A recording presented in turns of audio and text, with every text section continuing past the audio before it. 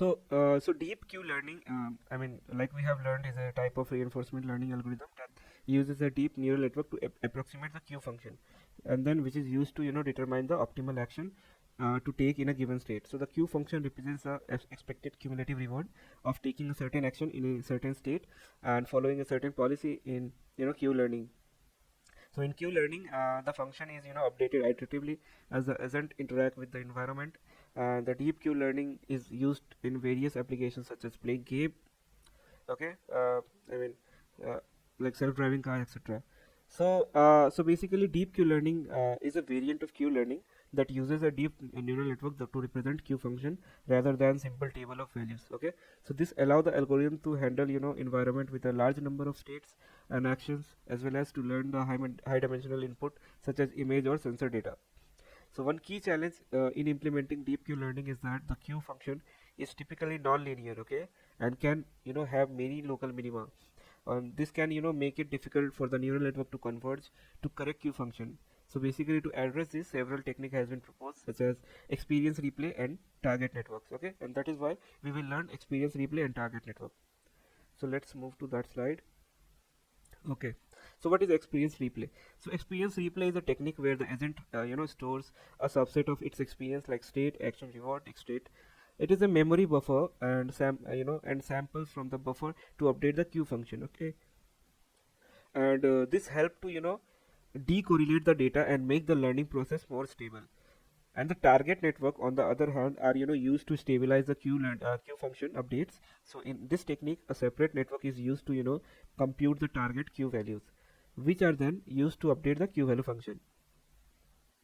Now this experience replay that we have just learned, it is also technique used in deep reinforcement learning algorithms such as DQN to improve the stability and efficiency of learning.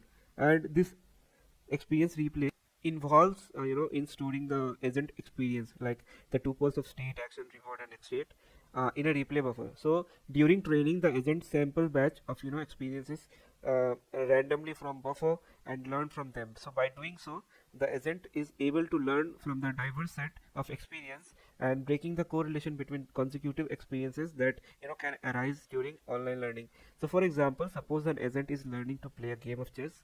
Instead of immediate using each new experience to update the model, the agent stores the experience in the replay buffer, and then during the training, the agent samples a batch of experiences from the replay buffer and uses them to update the model.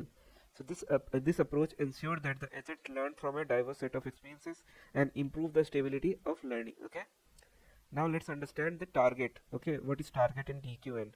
Okay, so in deep Q network, the target is the value of discounted sum of the reward obtained after taking a particular action in a given state, plus the estimated value of next state. So this value is used to update the Q value in the neural network, which are estimates of expected future reward for each action in a given state. So the target is computed using obviously the Bellman equation, which recursively define the optimal value function in terms of the optimal value next state. So by updating the Q value based on the target, the DQN algorithm can learn to make better decision in a given state based on the expected future reward for each action. Okay, now we will learn how it works basically. Okay, so the deep Q learning has been applied to a wide range of problem, including robotics, gameplay, etc. So for example, it has been used to train agent that can play games such as Atari and Go, and to control the robot from tasks such as grasping and navigation. So that's so let's break the algorithm and learn step by step. Okay, so first what we do, we initialize the replay memory, let's say D is the name, okay, to capacity n. Okay, and then we initialize Q network with random weights, and for each episode we initialize the starting state S, and then for each time step in the episode with the probability, we select a random action A, otherwise we select a argmax of uh, I mean actions. Okay, stated action, and then we execute action A in the environment and observe the next state S dash and the reward R. After that, we store the transition, that is S A R S dash. S is state, A is action, R is reward, S dash is the next state. Okay, in the replay buffer D that we have defined.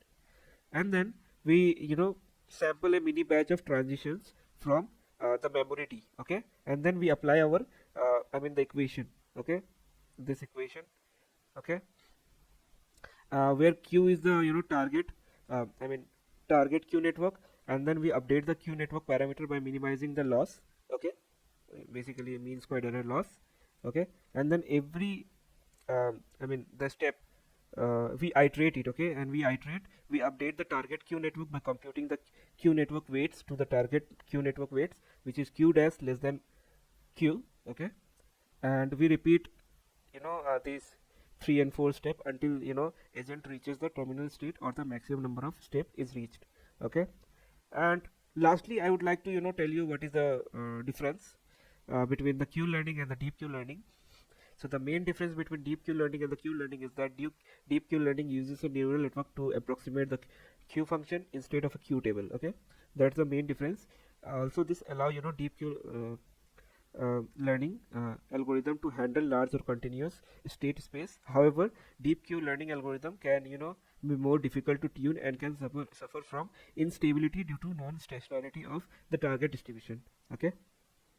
Another thing will be also this allow for more complex and high dimensional state space to be tackled in reinforcement learning problem, okay. And also the main difference between Q learning and deep Q learning is that in Q learning the Q value of each state action pair are stored in a table, whereas in deep Q learning a neural network is trained to estimate the Q value for each state action pair, okay. So this was all about deep Q learning, why we need it working, and what is the difference, okay. Now we will see how we implement such a big network with the neural network, okay. So thank you.